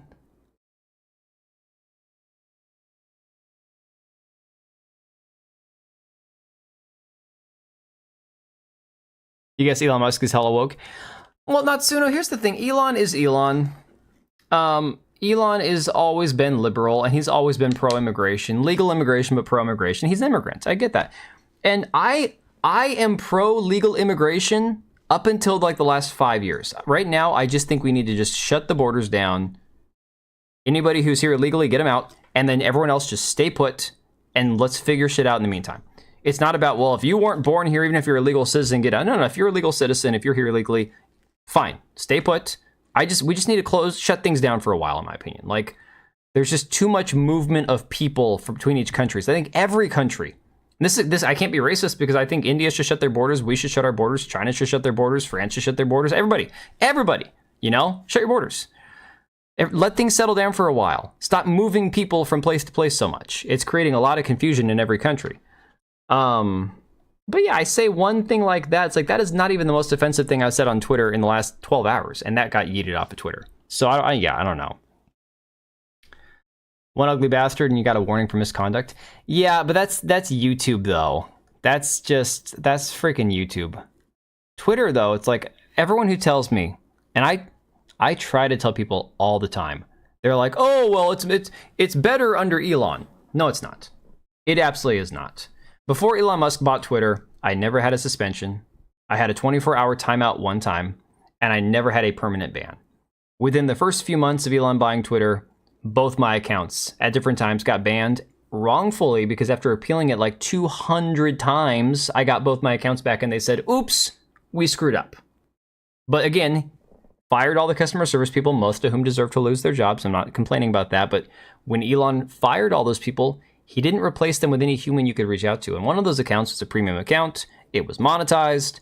And it's like, well, who do I talk to? Well, you don't get to talk to anybody. We're going to keep your money, but we're going to ban your account. So you won't be surprised if your Elon comment gets hidden and deleted too. I mean, I don't think YouTube will hide your Elon comments because YouTube isn't going to be friendly towards Elon. But yeah, Tekla, the thing is, I mean, Hypnotic has already got such a large audience that you know YouTube is watching everything he does. And I've said this before. Hypno, he needs to get his money while he can. I know he's making bank and he's cleaning up, so good for him. Make hay while the sun shines, because eventually he's going to get kicked off of YouTube. And I don't say that like hopefully. I hope he doesn't. But it's YouTube. It's that whole flying too close to the sun thing. I think occasionally he probably, either his guests or, you know, just super chats or whatnot, somebody's going to find a reason to get him banned. And it's going to suck. I hate it. But yeah, like I say again, make money while the sun, make your hay while the sun shines, you know? Yeah, Natsuno. And again, it's like, I say again, I do not hate anybody for their ethnicity. I do find certain cultures inferior. I hate that Asmongold apologized to that years or months ago, because I do truly believe that not every culture is created equal. That doesn't mean human life is valueless if you're not from a certain culture. I think all human life has value. It's just not all cultures are created equal. It's just that simple. So, did you see my Elon comment up above? It was about Elon and poo. Let me see. Hang on. My 2 cents, very offensive. I don't care. Yeah, no, I don't see it in the regular chat, dude. Oh my god. I don't see it. Wait, what got clipped? Oh man. That was him. I didn't say it. I just repeated what he wrote. Damn it. All right. So, yeah, this whole Witcher 4 thing I think is going to be a shit show. I think the game will be profitable. The game might be decent and playable, but we'll have to wait till next year to see how that goes. So now we're moving away from some of the video games. Just some other stuff that came up this year that I think is worth mentioning is we had Dr. Disrespect talking about more of the reasons why he got banned. We had that guy that was trying to like clout chase off of him, trying to be like, oh, I'll tell you guys the real reason. We still don't know the actual reason other than he talked to a minor. We don't know the age of the minor. We don't even know the gender of the minor. We don't know what was said. We don't know how creepy or how weird or what crossed the line and what didn't. But he has since moved to Rumble. And honestly, I don't know. Do you guys think anybody's watching Dr. Disrespect over on Rumble? I know Rumble is a up-and-coming platform. Look, I said I multi-stream to Rumble. I put my videos on Rumble. I don't know that Rumble can sustain a personality like Dr. Disrespect for long. I don't know. It just doesn't strike me as a gaming platform. That being said, it pissed off a lot of the right people. I found it very funny. The Verge, Ash Parrish, was like, Dr. Disrespect veers right into Rumble. It's like, oh, haha, I see what you did there. DA died, Witcher's gonna die on the Vine. CDPR had 2 companies split off this week already. Heaps watch him. Well, I knew that even after he came back on YouTube, he had a very large audience on YouTube. I don't know that that translates to the same number of viewers on Rumble. Yeah, dude, NS, here's the thing. People mix me up with people who are like Elon simps or Trump simps or whatever. Like, look, I like a lot of what Elon's done. I like a lot of what he said. I like a lot of what Trump has done, a lot of what Trump has said. But I'm never going to believe these guys are God, that they're infallible, that they are always on our side. I'm always going to be skeptical of people, of anybody in power. And right now, they're the guys in power. So, of course, I'm going to be skeptical about it, you know? So, that being said, a lot of people have been like, oh, you have to understand what Elon's saying. It's like, well, I have to understand that as an American who's 3rd, 4th, 5th generation, at least, living in this country, it rubs me the wrong way when people are like, Americans just don't want to work hard, so they're going to find other people who are going to work harder. It's like, dude, you don't know the amount of work I did in my late teens, mid-teens, late teens, and early to mid-20s. I worked inhuman hours for dirt pay, and it broke my body. Like legit 70, 80-hour weeks sometimes. Physical labor, not sitting at a desk, not staring at a computer screen. I'm talking on my feet, physical machinery, moving heavy shit, long, sweaty, horrible, awful hours through the middle of the night sometimes. Don't get me started on Americans need to be less lazy. Yes, there are a bunch of Americans who are probably getting complacent, sure.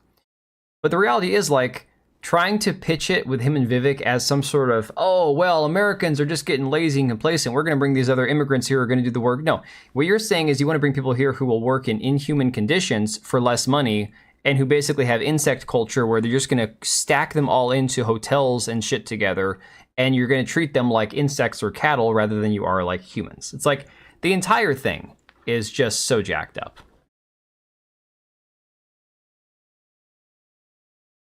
Yeah, it's disappointing, NS. But again, look, let's see what happens after the inauguration, and we'll see when that happens how much control this guy Homan is really going to have about the border, immigration, deportation, all that.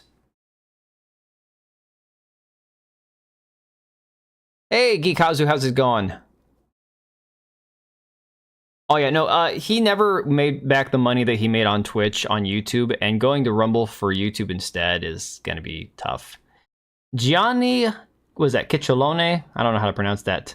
All you see is a bunch of Z's. I don't know if that's spam or what. Did you guys see that YouTube chat? I think it got hidden. It also hid something Natsuno said. Most of Middle East hates LGBT, and that's not equal to Western culture. Yeah, that's the thing about, like I said, the thing that where it's not a lot of cultures aren't compatible with each other. It's one thing to say, well, in the US or in the Western world, you have people who disagree about trans identity, LGBT, all this other stuff, right? But it's generally accepted in the Western culture because of our shared history that you can't just do honor killings or murder somebody because you don't like the fact that they're gay or whatever. That's not the same in other places around the world. So again, that's that whole cultural compatibility that we struggle with when you bring everybody here and you say, well, we're a melting pot, it's all good. No, it doesn't work that way. you still have to share a culture, even if not an ethnic heritage. Okay, so that one's an interesting one to watch. I think, honestly, Dr. Disrespect would probably be retired in the next couple of years, I would imagine. I can't imagine this is going to work too much longer for him. But this one here, Alana Pierce, this was one of my favorite moments of the year. It's in my intro here on freaking YouTube, and I hate it because it decided to screw me, and my intro is muted for some reason on Streamlabs. But Alana Pierce doing her 23-minute video talking about how if you can't pause your game on Elden Ring, you are situationally disabled. And I know we've disagreed on this in the comments on my videos about this before. I just find this to be the most retarded way of putting anything, telling people, look, if you can't pause your video game and you have to go deal with your 2-year-old, you have a situational disability. I'm like, woman, I have 3 kids and they've been varying ages for like the last 8 years, babies, toddlers, twins, all this shit, right? Multiple kids in diapers or potty training I've had to deal with at the same time. I still figured out a way to play Dark Souls, okay? Just saying. You don't claim her?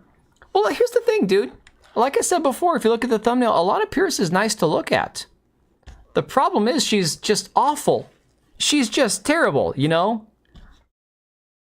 A lot of incest is causing disability. Yeah, that's a lot with the Pakistanis, is what I've seen. The cousin marriage thing in the UK is terrible. Having kids is a disability, typical feminist take, yeah. Well, to be fair, does she have a guy around, or is she a single mom? I don't want to assume, but, you know, it's like, come on, I play games online too. I still play multiplayer games. Like I said, my unwind game is Starship Troopers. Guess what? Sometimes I have to walk away from the computer when I can't pause, and I got to leave the boys hanging. Sometimes shit happens. Come on. You'd be yeeted off the internet.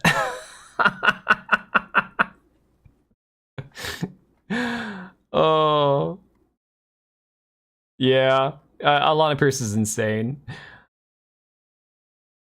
Well, Natsuno, I don't think banning cousin marriage is really that crazy. The problem is convincing other cultures to ban the cousin marriage. So again, this is where we get into this issue with cultural compatibility, right? You would think saying you shouldn't marry your first or second cousin is really not that crazy of an idea. But unfortunately for some cultures, it really is. Oh, the Elden Ring thing, that's crazy too. Yeah, of all the games to complain about, look, I could understand maybe, because I didn't play the first 2 Dark Souls games. I played Dark Souls 3. Maybe there's situations in Dark Souls 3 where there's just not really a safe place to chill.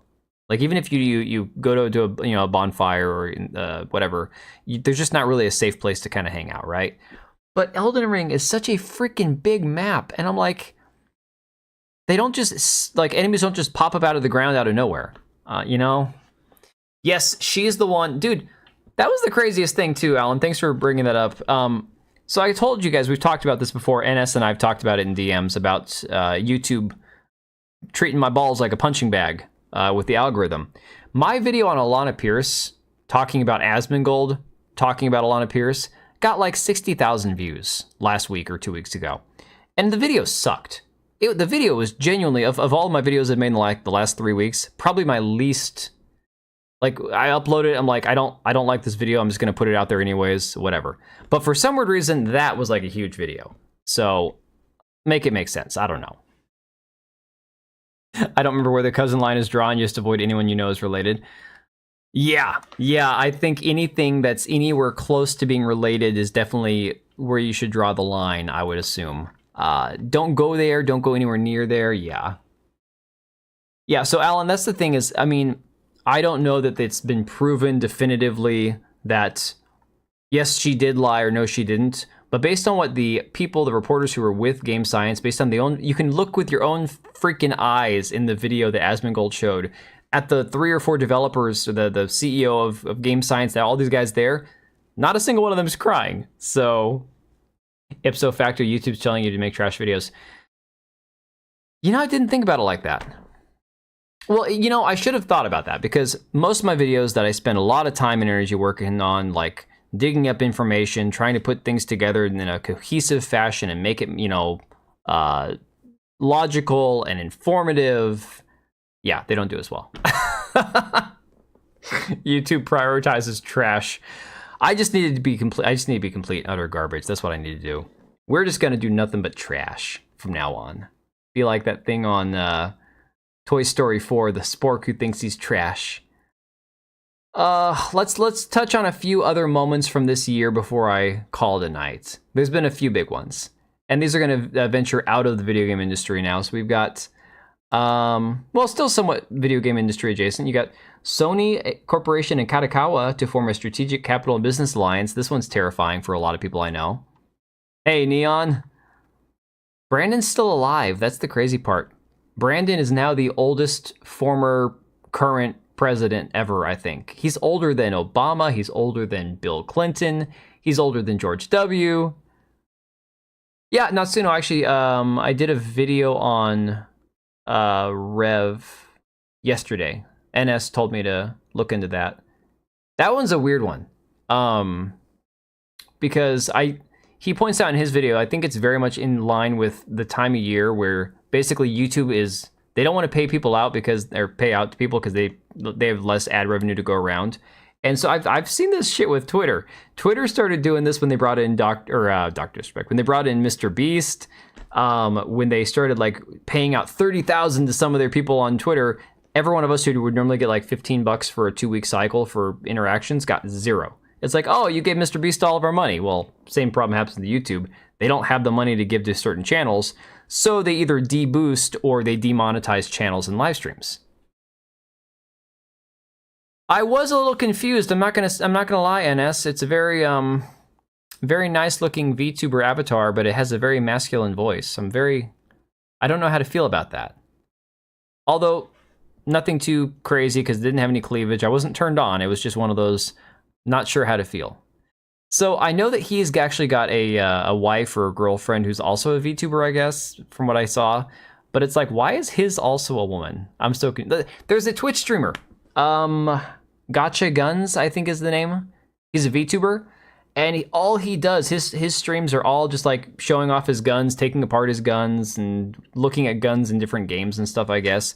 And his avatar, he's a very masculine guy, but his freaking avatar, his VTuber thing is like some anime-looking girl with, I think she's got like a beret or something on. It's very confusing. Yeah, no, I assumed he was based on the fact that the way he sounds, like talking about certain things, but I'm like, why is he a chick? I don't know. But this is me. Like, I don't tend to play girl characters in games if I have the option to be a guy or a girl. I don't know. Most people don't choose the female. Most people choose playing the male, you know? He's a femboy. Don't ask how you know you'll unsubscribe. I'm not going to ask. Don't worry. I will not ask. We have the biggest box office flops. Joker 2, obviously. Madam Web. Horizon and American Saga. I did not know about this one. Men love anime women. That's a fact. The Crow. God, there were so many stinkers this year. Ministry of Ungentlemanly Warfare. Here, I don't even know about. Oh, they DH'd Tom Hanks in that one. Fly Me to the Moon. Didn't even hear about it. Borderlands. Oof. Argyle. Henry Cavill was in 2 of the biggest box office bombs this year. Now here's the thing, guys. I don't know why, and I love Henry Cavill, okay? I love Henry Cavill, but I don't know why they keep giving him so many roles rather than specific roles. Like he's Superman or Geralt. Like those are good roles for him. He'll be great in Highlander, I'm sure. But like, why do they keep doing this shit? Why do they keep going and putting him in movies when they keep flopping, you know? Dude, Smeg with the 5 gifted. I don't know why it didn't play an alert, dude. I'm sorry. Holy shit, dude. Thank you so much, man. Poor Henry gets shafted, needs to get a new agent. Yeah, no kidding. You don't care if a dude has female avatar or wears a dress, just don't demand respect for nothing. Cyberpunk and Saint Row, you went with ladies. Mass Effect, you did both. Yeah, Oblivion, I just didn't see it. I don't watch a whole lot of new movies. And thanks again, Smeg. You are awesome, dude. Appreciate it. See, Streamlabs is just behind, guys. Streamlabs is effing up bad. I like to be liked. I enjoy being liked. I have to be I do have to be liked. I do have to be liked. I'm gonna, so, not that I'm gonna have any more time off than I normally would, because we had a freaking Christmas weekend beforehand, then we had Christmas Eve and day, and then we had this weekend here, and now I'm back on Monday again. At some point, I am going to mess around with switching over to StreamYard or something besides Streamlabs, because I'm so sick and tired of this dog shit program that I use. Despite the fact that it's supposed to be the best, it just messes everything up. And I feel bad for you guys when the alerts don't work. I feel bad because I can't ever add anything to it without actually, you know, hoping it's actually going to work when I need it to. So that's why anime is winning in entertainment rather than Hollywood. Well, that anime and manga also. Manga compared to like modern comics, it's not. It's night and day. It's terrible. Dude, Megalopolis. Okay, this one I know nothing about other than the fact that the guy that was the director of it said it was like the best movie ever. I think he's on the panel for like the film reviews or whatever. Do I need to be liked? Absolutely not. Dude, no. Do I need to be liked? Oh my god, Absolutely man. Not. I like to. Do I need to be liked? Absolutely not. Do I need to be liked? Absolutely not. I like to be liked. Do I need to be liked? Absolutely not. I gotta mute that alert I like now. to be liked. I enjoy being liked. I have to be liked. Oh, dude, thank you so much for the 10 gifted. Holy crap. See, I always do this. It always happens. I always feel like, you know, everything's off when I try to do a stream, and the night starts off terrible, and I'm finally getting to where I'm like, okay, you know, it's not the worst stream ever. And then you guys drop gifted memberships and shit, and I'm like, it's not worth it, guys. I appreciate y'all, but I'm not worth it, you know? I'm not worthy.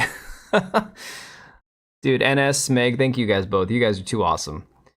Yeah, I know nothing about this Megalopolis movie. The last movie I went and saw, my wife and I took the kids to go see Sonic 3 Day After Christmas. And I gotta say, not a huge fan of the Sonic movies. I think they're fine, but it was exactly what I expected. It was like 8 out of 10, 7.5 out of 10 in my personal opinion. The only reason you drop gift is to hear, do I? Well, Smeg, I appreciate it, dude. No, life is going to be very weird for me for a while because I'm still going through all this transitional stuff with my mom, trying to figure out, getting her settled, retired, me taking over our business, figuring out what that's going to look like, long term. There's going to be a lot of shit, you know? You're going to watch the second one, but you didn't even hear that it was out until streaming. My personal opinion, none of the Sonic movies are that great. And I know it's probably haram for a lot of people. A lot of people think that they're like amazing. I'm like, no, they're just good. I think the Sonic movies, all three of them are like a 7 out of 10. They've got some annoying people. I hate most of the human characters in the movies. I think they're all annoying. But the Sonic characters are good. They're entertaining movies. I just personally am like, I sat through it for like an hour and a half, like, all right, not the movie I would have chosen to go see, but whatever. Like, no. We just don't go see that many movies. Well, see, decent for me, I say 7 out of 10. That's decent. 8 out of 10 is good. 9 out of 10 is great. 10 out of 10 is epic. Lord of the Rings, you know, kind of thing. Send me a Sonic Discord. Oh my god. Oh, I'm dreading this. I'm so dreading this.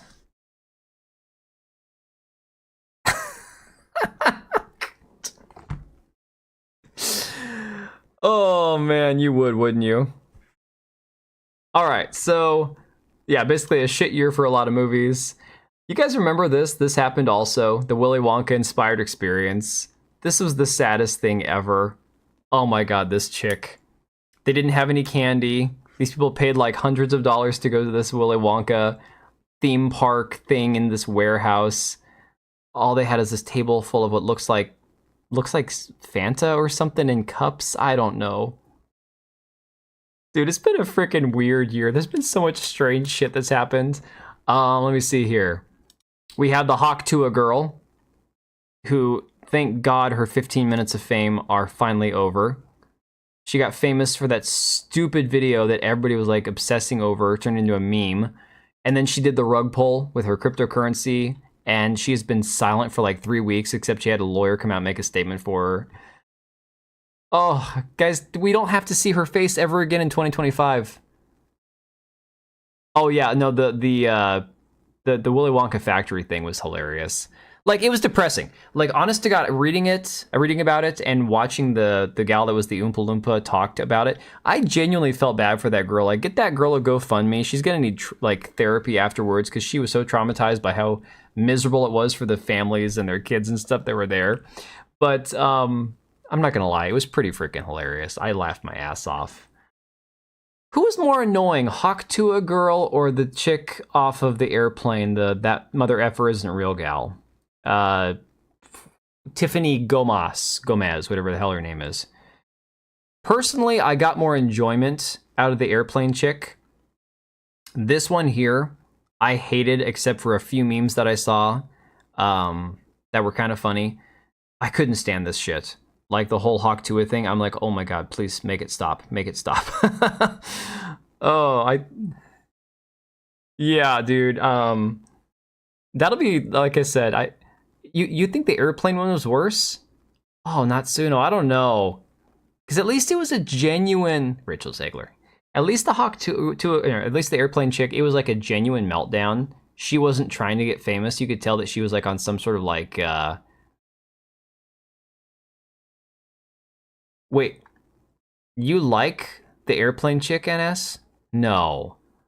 Dude, she's so freaking cringe. No. Oh my god, she was it was funny and cool when she was a mystery and then we discovered who she was and it was completely fake. She's a complete like she's not organic at all. Everything is all fake hair, fake boobs, fake makeup, all this shit. And then she made a YouTube channel and she started doing like the right-wing beer shit and stuff. Became completely cringe. The Hawk Tuah girl, because it was funny for a second. I don't know. I don't know why things go viral, okay? If I did, I'd be viral right now. I'd be getting antibiotics for my virus, you know? Yeah, tell you what, that was the thing about Tiffany Gomez, is that she just looked good enough in that outfit that it was like, okay, you had that whole chart about the level of hotness versus insanity and where you're safe, you know? It was that you're skirting the edge of insanity. Yeah. Trying to recreate it afterwards was just complete dog shit. Like, please stop. Of course, we had Mr. Beast with this whole Delaware thing with the guy that he hired that apparently was on the kitty diddler list. And then, of course, they said that, you know, the person that provided all the info about all this was making all of it up, that dog pack guy. I still don't know how to feel about this entire thing. All I know is his Amazon show got like a 2 stars out of 10 from IGN, and I'm like, I don't know how to feel about this. Now I actually have to watch it for myself, because if IGN gives something a 2, I'm borderline tempted to think that it might be good, and I hate to say that because I've never watched a single Mr. Beast thing in my entire life. Tiffany Gomez? I don't know. The gal I'm talking about is spelled Gomas. That's the airplane chick. I don't know who Tiffany Gomez is. That's why I'm saying Gomez, because it's spelled Gomez, even if it's pronounced Gomez. I don't know. Yeah, see, NS is just spelling it like a British person. It's spelled Gomas, I believe. And then, of course, my favorite one, because of all the way that these weirdo, freaky women have been reacting because of him, is Luigi Mangione. You guys all know about this guy, right? The one that executed that CEO, that insurance company CEO. Well, we'll say the guy that allegedly did it. Oh, dude, a lot. And has so many of them, it's not even funny. But yeah, this Luigi guy, personally, I don't think he did it. I think it's all made up. I think he's a patsy. I think he's a fall guy. He looks nothing like the dude in the video camera. There are people who are like sketch artists who do portraits that have come out and said, you know, that's not him. That's not the same face, not the same facial structure, all that. Where's his brother Mario? Mario's in hiding. He's like, no, Luigi gonna get fried. Luigi getting the electric chair. Aha! Meanwhile, Luigi's sitting in the jail cell. Mario! Oh, man. Always seem creepy and unscrupulous to you? Yeah, no, Mr. Beast has always creeped me out. He's got this dead-ass smile. And I'm not somebody who smiles all the time, right?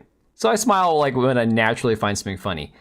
Every time I see a picture of that guy, he's either got a straight face or he's got that Like it's this weird, forced, creepy smile. It's very disturbing. It's very unsettling.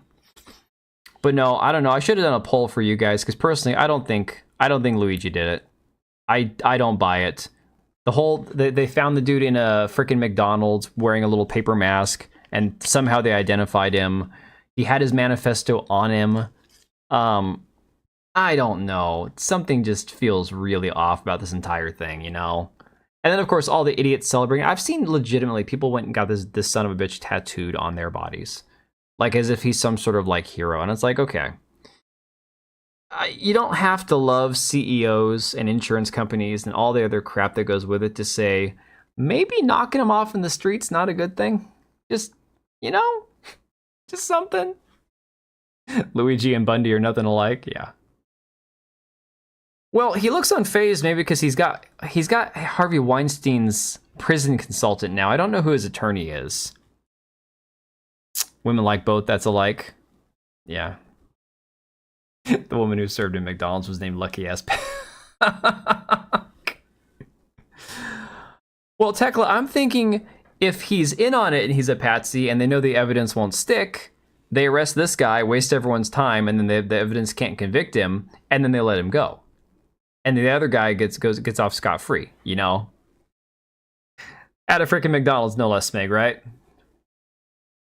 Could just be the way it was reported. Everything about it just seems off. It just seems fishy. And I don't know that we're ever going to know the answer to this one.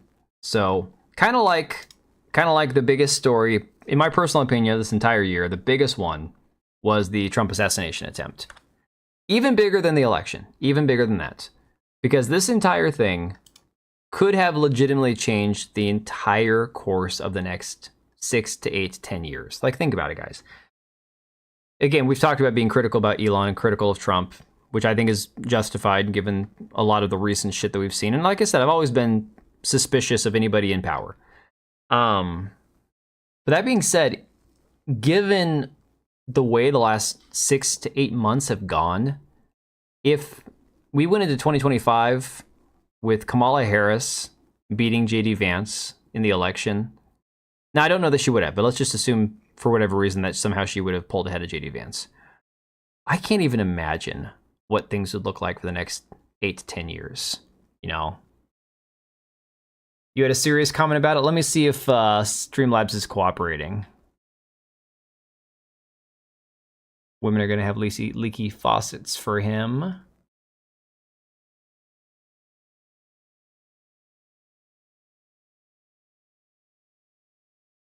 Yeah, I didn't see anything beyond that. Gonna notch up a century at this rate. Yeah, dude, YouTube has been hiding everybody's comments. I wonder on StreamYard if people have the same problem. I don't know. Because StreamYard should just show you the chats that come in just like Streamlabs does. But I know StreamYard works a little bit smoother. Yeah, but for me personally, like this was probably the biggest moment. We've covered gaming and you know, movies and stuff. This right here, probably the biggest moment of the year because of the impact it would have nationwide, worldwide, had this been a successful attempt on him, you know? So, of course, then there was also a second attempt. This was the weirdest thing. This whole situation with this dude at the golf course, guy was waiting in the bushes for him for like 8 hours. So strange. Makes me wonder what's going to happen at the inauguration. Like, little worried, not gonna lie. And of course, we now have the world's oldest man as president. World's oldest man. Well, world's current oldest president or former president in office, apparently thinking that he could have beat Trump had he stayed in the presidential race. No. Well, maybe NS has. I haven't. Oh yeah, Hook, the entire situation's very strange. Now, Smeg, that's the funny thing about all you guys having your YouTube chats deleted off my channel. I've never been in trouble with YouTube. So, that idiot and his wife that have that consulting company that I reported on a couple of weeks ago that filed the privacy complaint against me, it never turned into anything. I contacted YouTube support on Twitter. I'm like, dude, I don't know why I'm seeing a privacy complaint. I've not violated anyone's privacy, public information, their website, Twitter profiles. That's it, you know? And yeah, I've never heard anything about it. I didn't get a strike or anything. So as far as I know, that they told them to go kick rocks. That's the only thing I've ever had in the last 10 months. So why all of you guys are being so heavily suppressed on my channel, other than just, like I said, algorithmic deboosting, I don't know. I don't get it. Oh yeah, no, Smeg, they tried to flag my within 2 hours. So that was the craziest part. Oh, you went too far in a meme. Yeah, that can happen. No, so there's too many names to keep track of. I can't remember the name of the guy off the top of my head. Pena, I think his last name's Pena. They have a DEI consulting company. He is a lifelong podcaster. She is a nobody, but she's, you know, grifting off of him because she's like 20 years younger than he is. And he's like Puerto Rican or something. She's black. So they have their ethnic, you know, backgrounds as their, well, we know what it's like to be a minority, so you should hire our DEI consulting company. And so every bit of the information I used in the video was all public information from their website, from their Twitter pages, their tweets, everything else, all public. Not a single, like, yeah, I used their names in the video because their names were public on their own company's website. Like, no violation of any privacy whatsoever, at all. And yeah, within 2 hours of my video going live, they filed a privacy complaint. Your comment about Trump's victory. Let me see. I don't see anything about that. Let me scroll through Streamlabs real quick. The big positive that this is a direct result of Big Don's win is the instability in the authoritarian left governments we've got here in Europe. About to see a long overdue right-wing wave. No, dude, the AFD for sure is, the AFD is definitely going to be pushing back in Germany. I don't know, dude. I follow like Lotus Eaters, and I follow a lot of what goes on with like the UK politics. You guys are like an equal level mess of what we are here in the US. UK politics are a disaster. So I believe what, like right now, you guys are in Labour-controlled government. I guess Kemi Badenoch is actually going to step down from the Conservative leadership, it sounds like, even though she's only been the head of the Conservative Party for like 3 weeks now or something. It's, I don't know, dude. Absolute shit show. Canada's imploding. You got the AFD rising in Germany. Yeah, NS. It's not just NS though. Oblivion is having things censored, and he doesn't go heavy. He doesn't go like hard on anything.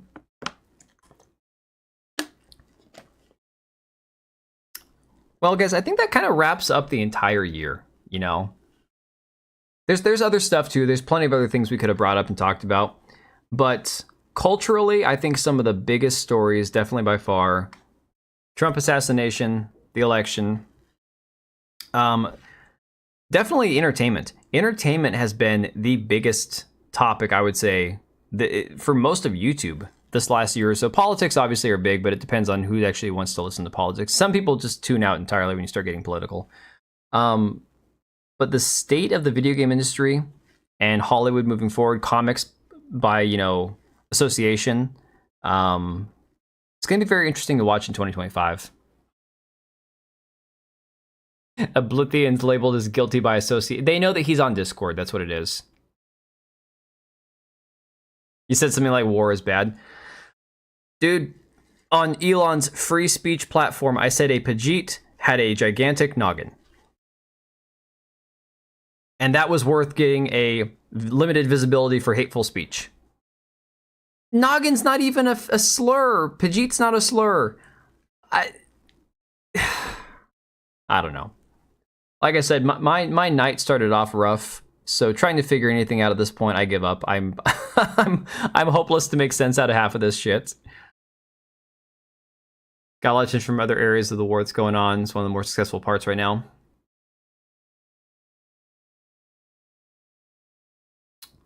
Yeah, I mean, Techless, sometimes things get picked up as spamming or bot activity, but in other situations, it's just websites being stupid. It's just apps being overly controlling, you know?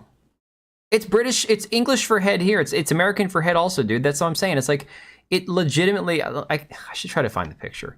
Let me see if I can find the picture real quick. It's the funniest shit. Hang on. Because this guy genuinely has a gigantic head. It's absolutely hilarious. Let me go to my profile.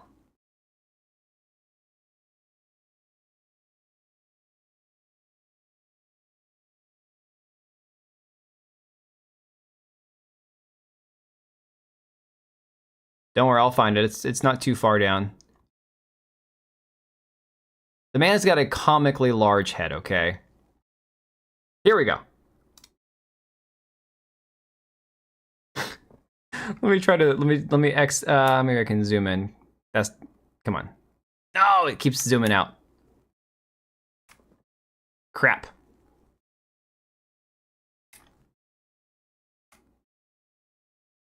Well, you guys can see it. He's got a big head. Okay.